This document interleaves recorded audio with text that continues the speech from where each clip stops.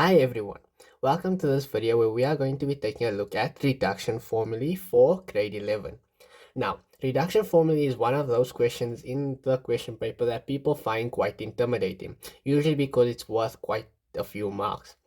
But hopefully after this video you'll have the tools necessary to take on these kinds of questions without much struggle. Alright, so we're going to look at 6 rules in this video, and hopefully you'll be able to apply those to all these kinds of questions that you'll get, making it a lot easier for you in the future. Alright, so without further ado, let's get straight into it. Okay, let us start off with rule number 1. Okay, so what I want you to do is you can try and fit this all on one page in your book. So try and split your page into 6 equal portions and then fill one rule in on each section. Alright, so let us start off with rule number 1. And rule number 1 is your quadrant rule or quadrants, right? And what this rule uses, this rule relies heavily on your cast diagram. Okay, remember, a cast diagram tells us in which quadrant each of the functions are positive in. So obviously this is quadrant 1, that's quadrant 2, quadrant 3, and quadrant 4. So in quadrant 1 we know that all trig functions are positive, where in quadrant 2 only sine is positive, in quadrant 3 tan is positive, in quadrant 4 only cosine is positive. Alright, so what we do in the quadrant rule is, in the quadrant rule we know that if we have an angle in the first quadrant, that angle would have to be defined as theta, right? And if we move into the second quadrant and we know that that angle lies somewhere here, right? We know that the measure of that angle would have to be 180 degrees minus theta. Okay, so we know then that in quadrant 2 we are dealing with a 180 minus theta. If we move into the third quadrant, we are dealing with 180 degrees plus theta. Hopefully all of this was explained in your classroom sessions, and this is just an extension of that. All right, and then of course if we come in to this side here, this would have to be, well, this is 0 degrees or 360 degrees. The angle that we're dealing with in the fourth quadrant would have to be 360 degrees minus theta. Right, what the quadrant rule is that if I have something like sine of 180 degrees minus theta, okay, the quadrant rule tells me that I have to look at this section here to figure out in which quadrant is this angle that they are giving me. So if I refer back to this diagram, we can see that this 180 minus theta is in the second quadrant, right? Quadrant 2. So if it's in quadrant 2, we know that sine has to be positive in quadrant 2.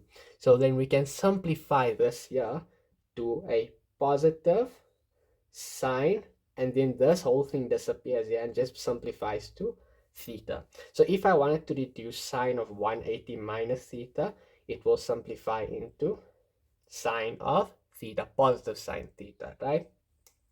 Let us look at another one, right? If I add tan of 180 degrees minus theta, let us use the quadrant rule again. If I'm looking at where this 180 minus theta puts me, it puts me into quadrant 2 again. What is tan in quadrant 2? Because sine is the only one that is positive, it means then that tan has to be negative. So we have negative tan, and this whole thing here, this angle, simplifies just to theta. Okay, now if you fill this in on your question paper, right, if you use this for your rough workings and you forget what all these values are, okay, the easiest way to remember it is to first start off with this basic cast diagram. Okay, just writing CAST and labeling 0 and 360 and 180. Now remember that we deal with angles going in the anti-clockwise direction, right? So if we're going in anti-clockwise direction, we know that we'll start just from 0, 1, 2, 3, 4, 5, 6, all the way up until 90, 91, 92, all the way until 180. So if this is 180 here at this point here, any angle that will be above it in this quadrant 2 will have to be less than 180. So it will be 180 minus by how much ever we go upwards, and that is theta. So that's the easy way to remember it in case you forget how to fill in this diagram in the exam. All right, let us just try one more example of this. All right, let us have a look at tan of 180 degrees plus theta. Right, where is 180 degrees plus theta? Here's my 180 degrees plus theta would put me into this quadrant here, quadrant 3. What is tan in quadrant 3? We know that tan is positive. Now, if it's positive, it means it's a positive 1. We don't have to put the positive sign in there. So then we'll just have tan, right?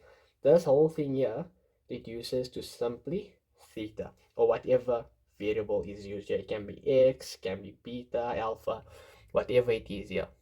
All right, and that is rule number 1. All right, let us have a look at rule number 2 now. Right, rule number 2 deals with negative angles, right? Negative angles. Okay, if we go back to this cast diagram, right? CAST. Okay, remember we said that this here is 0 or 360 degrees. This here is 180 degrees. Now, remember we said that when we're measuring angles, we start from this point, from 0, we go anti-clockwise, and then that would be the positive direction. So if I had to measure an angle here, right, this angle here, this would be positive theta. But now, what if I decided to go in the opposite direction from 0 degrees? So what if instead I started from 0 degrees, but I don't go anti-clockwise now. I instead go clockwise to form an angle that looks something like this here. Right. In this case, this here would have to be a negative angle, negative theta, because we are changing our direction. So the plus and the negative just tells us which direction we're going. If it's positive, we're going anti-clockwise. If it is negative, we are going clockwise. So if I have a negative angle, negative theta, right, we can now formulate a rule on how to simplify three functions that have a negative angle. And what it is that if you have sine of a negative angle, look at this negative angle, negative theta. Remember, we just looked at it now and we end up in the fourth quadrant.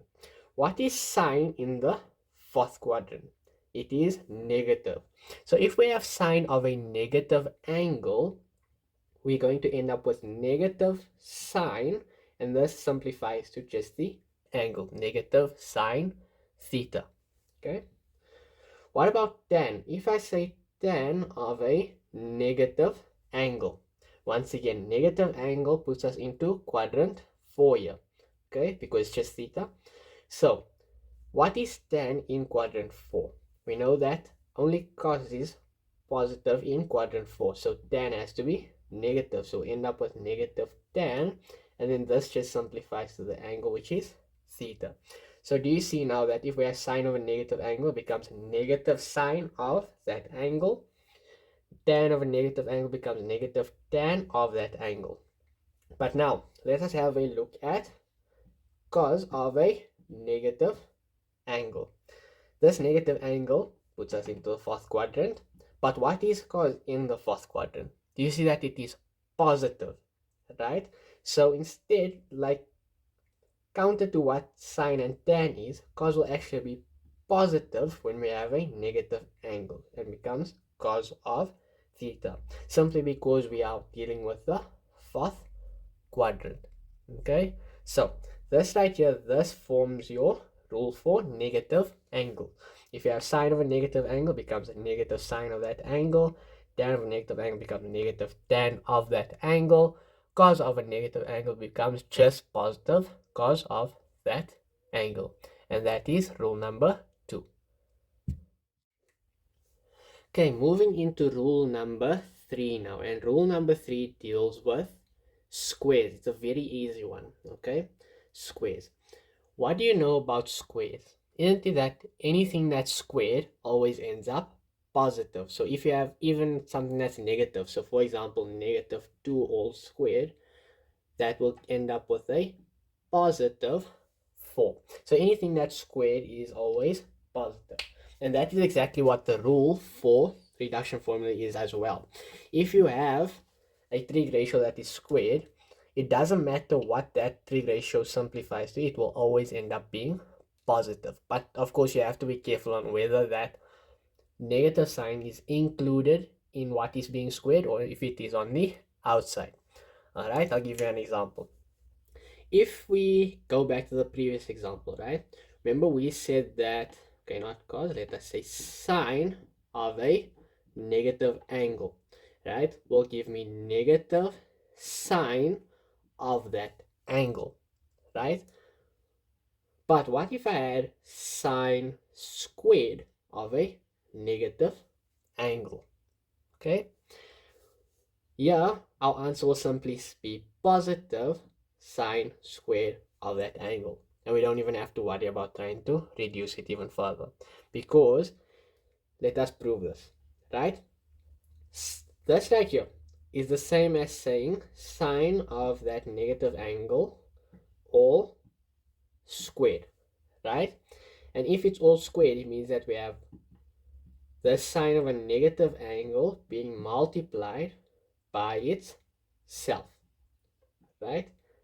Okay, what has this simplified? Remember we showed that can be simplified to sine of negative sine of theta. This right here will be the same, negative sine of theta. Negative times a negative gives you a positive, right? Sine times sine will give you sine squared, and our angle is theta. Okay, that's how we prove that. Okay, so it doesn't matter what you have, even if it is tan squared of negative theta, it will still be the same. The rule still stays the same.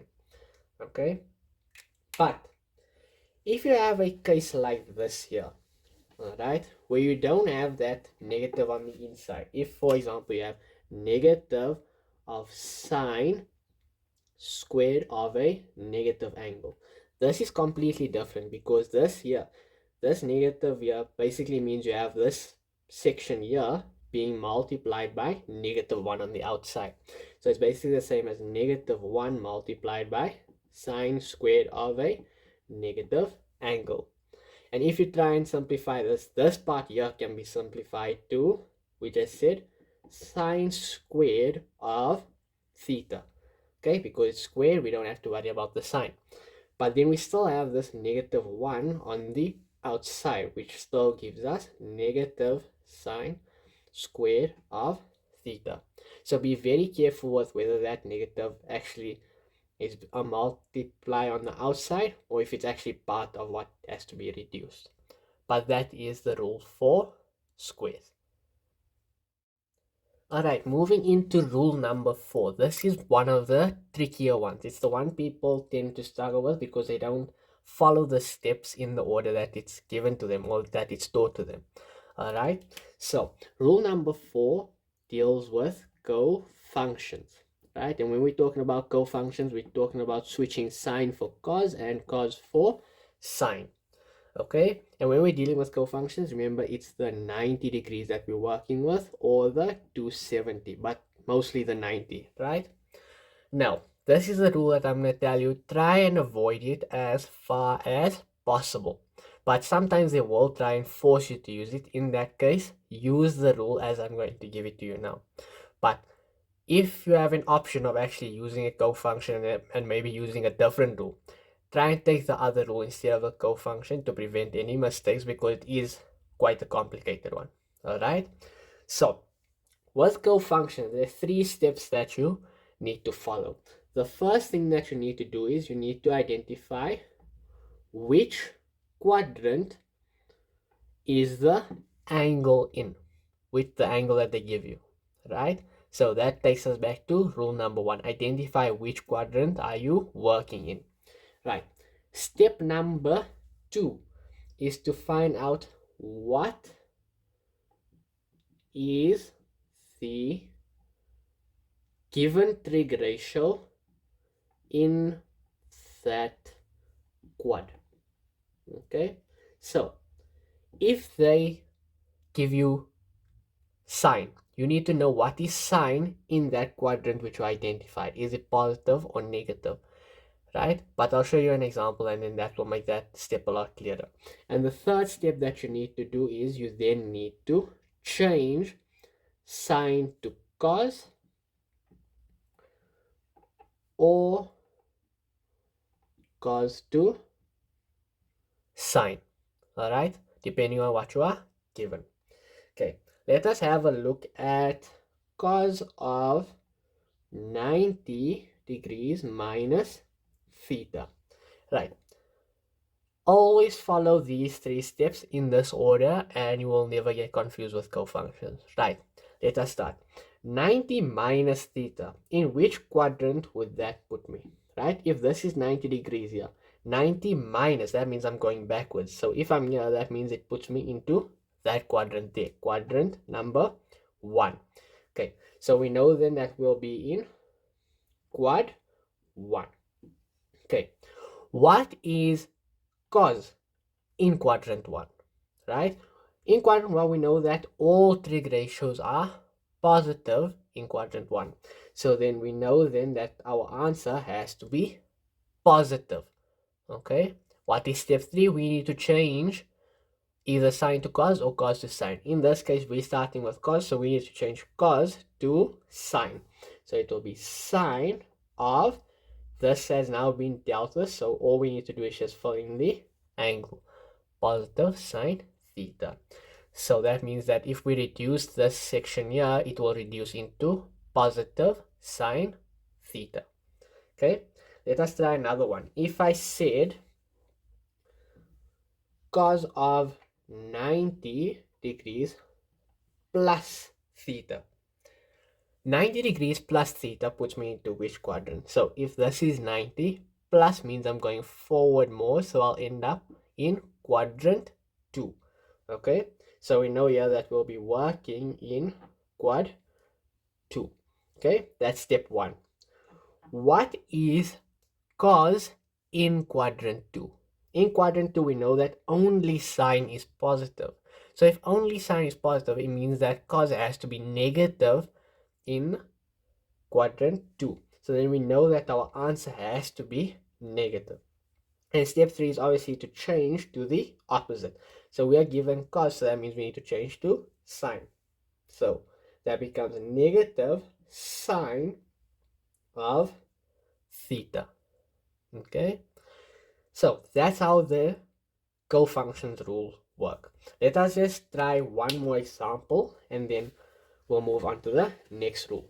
Okay, let us deal with sine of 90 degrees plus theta. Okay, 90 degrees plus theta, step 1, which quadrant are we working in? 90 degrees plus theta puts me into quadrant 2. So we know that we are dealing with quadrant 2. What is sine in quadrant 2? It is positive. Step 3, change. Sine changes to cos. This here has been dealt with, so now we only have theta. Right? Last one, what is sine of 90 degrees minus theta? This is a very simple one. 90 degrees minus theta puts us into quadrant 1. Alright, quadrant 1. What is sine in quadrant 1? It is positive. Change to the opposite, which is now cos, and this right here reduces to just theta.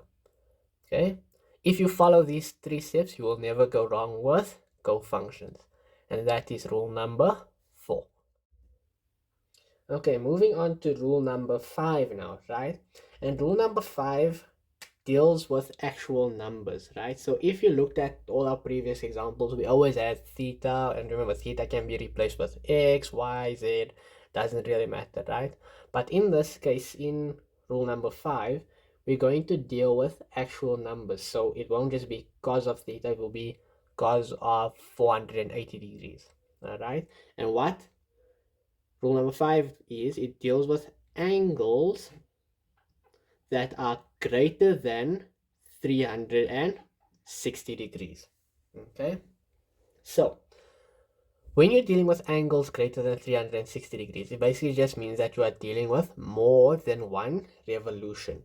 Okay, because remember that on this Cartesian plane, we can only go around from 0 all the way until 360 degrees, because then we'll be starting a whole new cycle again. Okay, I'll give you an example. If we say cos of 480 degrees, do you see that this is more than 360 degrees? So what we can do is, because we know that after 360 degrees the whole cycle starts from over, what we can do is we can subtract 360 degrees from this 480 degrees until we end up with a value that is between 0 and 360 degrees, because those are numbers that we can work with. So for example, if we look at 480 degrees, if I subtract 360 degrees, what will I end up with? Won't that be 120 degrees? Okay, so instead of saying 480 cos of 480, we can instead say cos of 120 degrees, and it will mean the same thing as cos of 480 degrees. They're exactly the same. And isn't this now in the range that we can work with? It's between 0 and 360 degrees.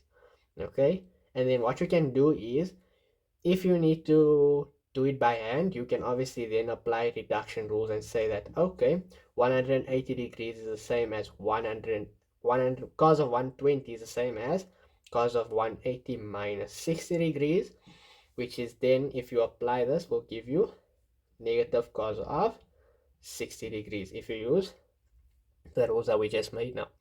Or if you want to take the shortcut, you can just plug this into a calculator and you will end up with the answer. Okay, but now what if I add something like cos of 750 degrees? All right, if I subtract 360 degrees from this, do you see then that I'll still end up with a value that is beyond 360 degrees? In a case like that, you can just subtract 360 degrees once again. So if you subtract 360 degrees and subtract another 360 degrees, you will end up with, this is the same as 720, so you'll end up with 30 degrees. So then instead of having cos of 750, instead you're dealing with cos of 30 degrees, which is a lot easier to work with.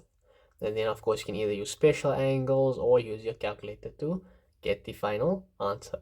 And that is rule number 5.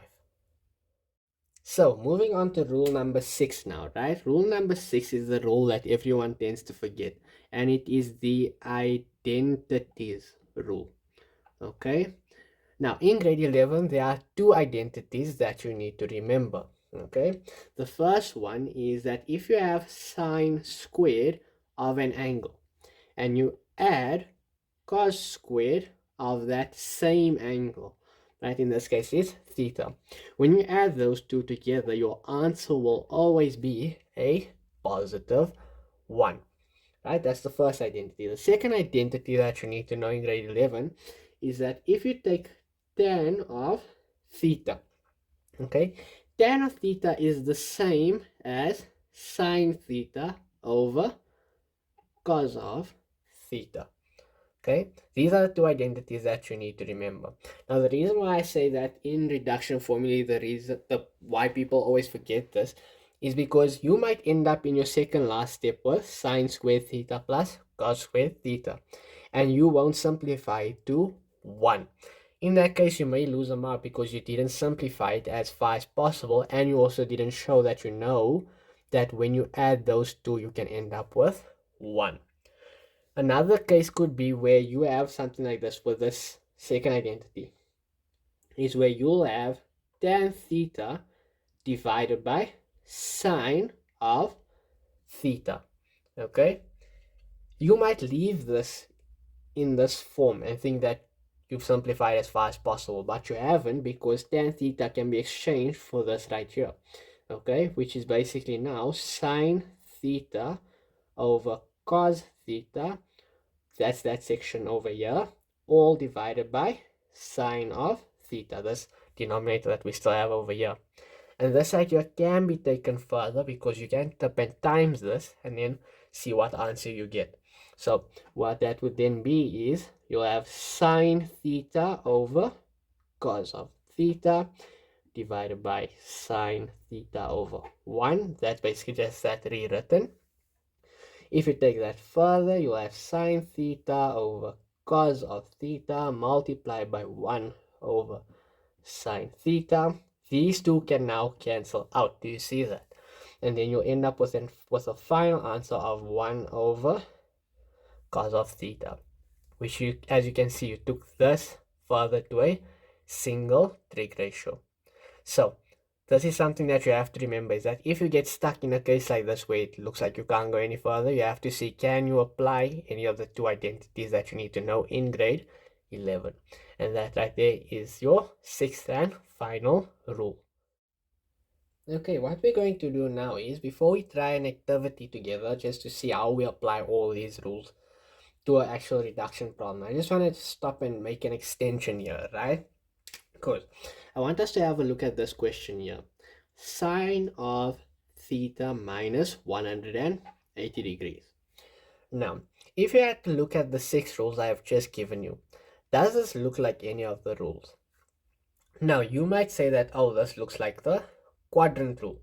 And if you are creative, you can try and use it as a quadrant rule. Yes, but remember that the main thing in the quadrant rule, you saw that we're dealing with a 180 plus or minus theta, or we add 360 degrees minus theta. That's the form that this needs to be in to use the quadrant rule.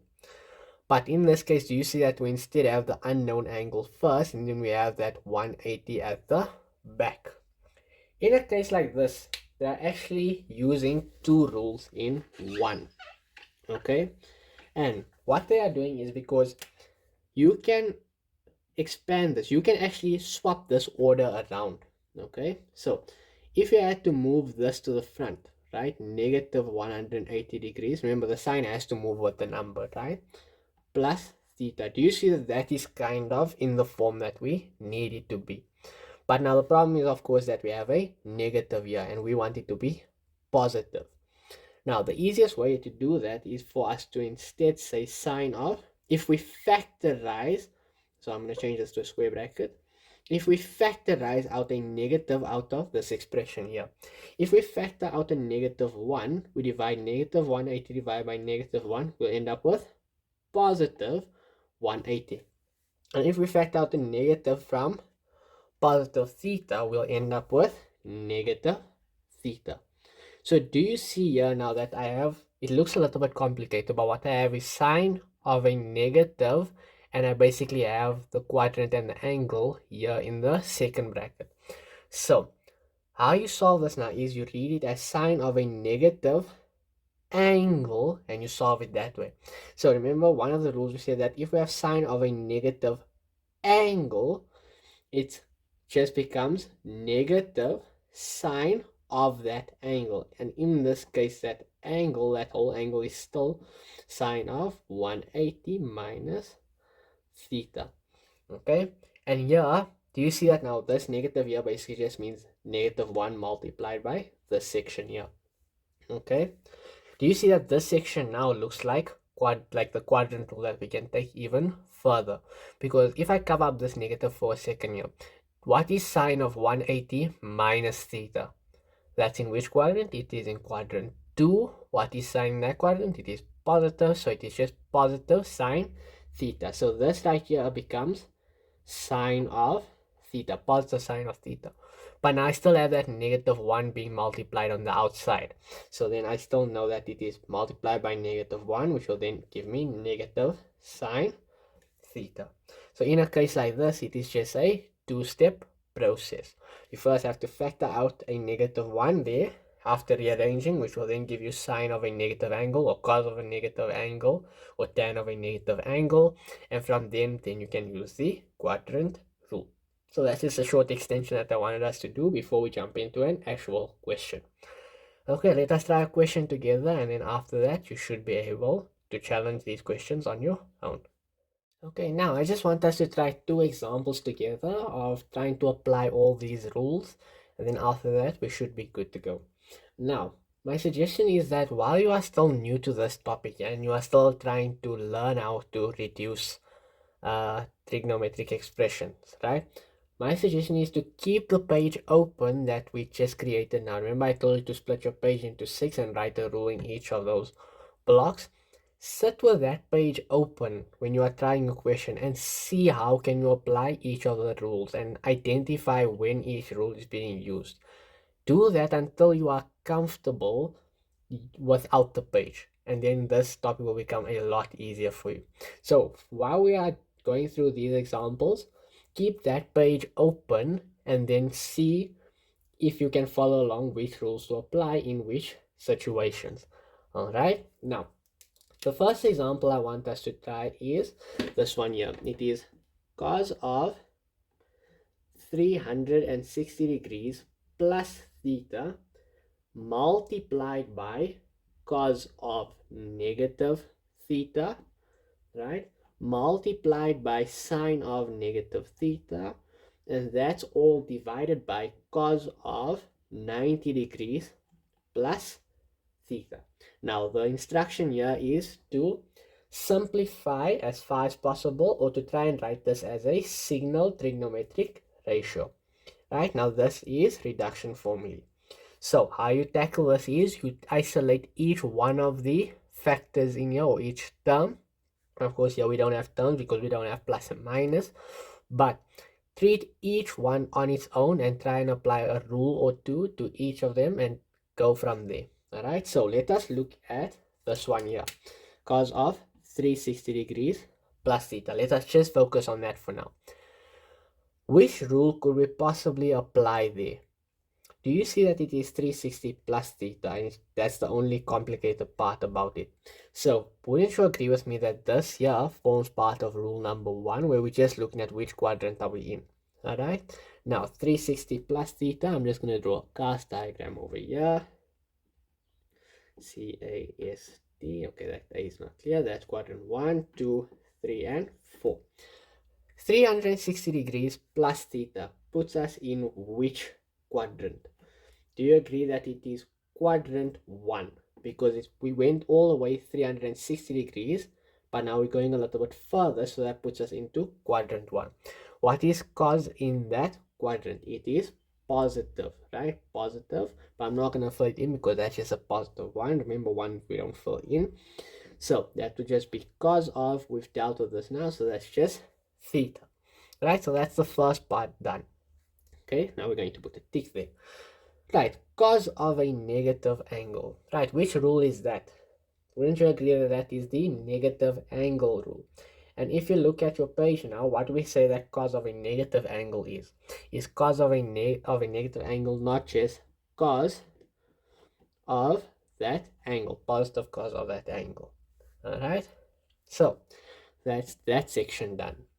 If we look at sine of negative theta, wouldn't you again agree that that right there is an example of the negative angle rule? And using the negative angle rule, what is sine of a negative angle? Remember, it would be negative sine of that angle. So that's that one done.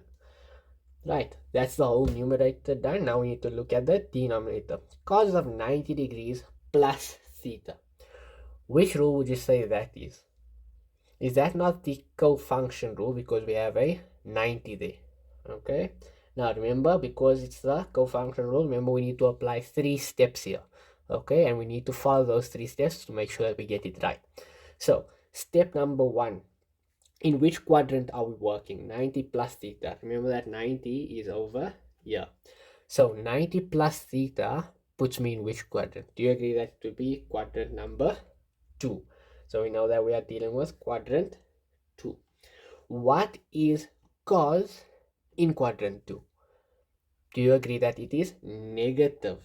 Right, so we know that our answer has to be negative. And then what is step number 3? We need to change cos to the opposite one, which is sine. And all we need to do is fill in the angle of theta. Okay, do you see that this is now already a lot simpler than what we had in our first step? Okay, now because everything is in factors here, we can now cancel out from the numerator and the denominator, and we can make our lives a lot easier. So for example, wouldn't you say then that this negative and that negative cancels out, right, to give 1? Wouldn't sine theta and sine theta cancel out because we have 1 in the numerator and 1 in the denominator, right? So once we do that, what are we left with? Are we not left with just cos theta multiplied by cos of theta? And can we not simplify that even further as well? Would that then not just be cos squared of theta? Okay, or you may have written it like this: cos of theta all squared. Okay, these two are exactly the same thing. Okay, so that's the first example done. Let us try another example, and then that will close the video off. Okay, and now the second example that I want us to try is this one over here. And it is cos squared of 180 degrees minus x, right, over sine of 90 degrees minus x multiplied by, so this whole fraction multiplied by tan of 180 degrees plus x. Now you'll see that I swapped out theta for x here. That's just to show you that it doesn't always have to be theta, it can be x as well. Alright, so let us look at this top one here. We're going to use the same approach as the last time, right? We're going to isolate each of these and see can we apply rules to each of them to make it a little bit simpler. Right, let us have a look at this top part here. Cos squared of 180 degrees minus x. Which rule can you think of applying there? Now, the one that might jump to mind is the quadrant rule, because you're seeing the 180 degrees minus x. Right, and you would be correct, but there's a shortcut here because they're using the square. Remember we said that if something is squared, it doesn't matter what value you're going to get, the answer will always be positive. So if that square wasn't there, do you agree that cos of 180 minus x would just be negative cos of x? But because it's square, we don't really have to worry about the negatives. We can just simplify this now as cos squared of x because of the squared. So that makes our life a lot easier. Okay, and then remember this will be positive here because we don't have a negative here on the outside that can influence it. All right, now that's that part done. What about this part here at the bottom? Sine of 90 degrees minus x. Which rule can that be?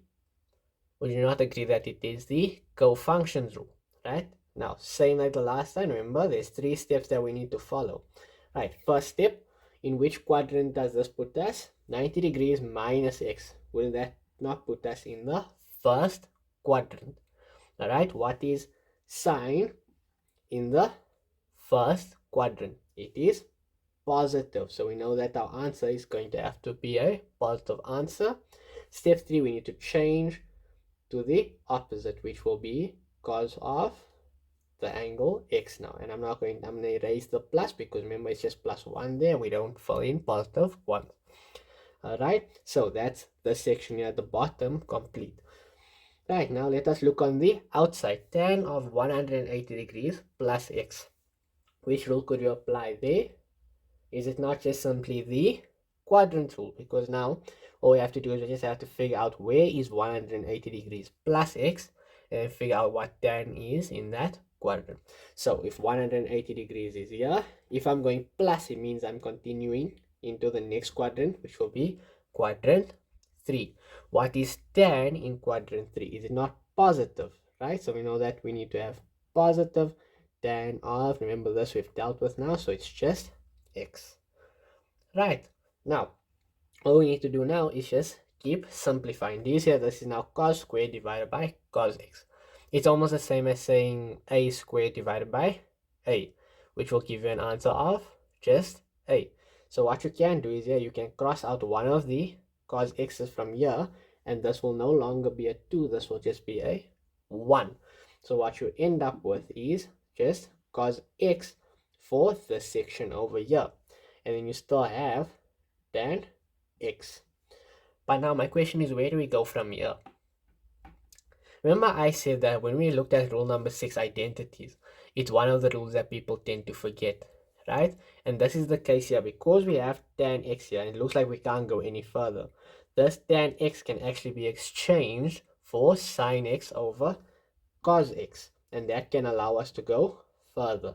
So it will be cos x multiplied by sine x over cos x, and this here is basically just cos x over 1. Do you see then now that here I have cos x over 1 multiplied by sine x over cos x? In this case, because they are factors, I can now actually go and cancel out cos x and cos x because they just divide each other out, right? And what will my answer be then? It will just be sine x. So because of this identity here, we can then go from this step here all the way to this here. As long as we just remember that we can exchange tan x for sine x over cos x. And with that out of the way, we're now at the end of this video on reduction formulae for grade 11.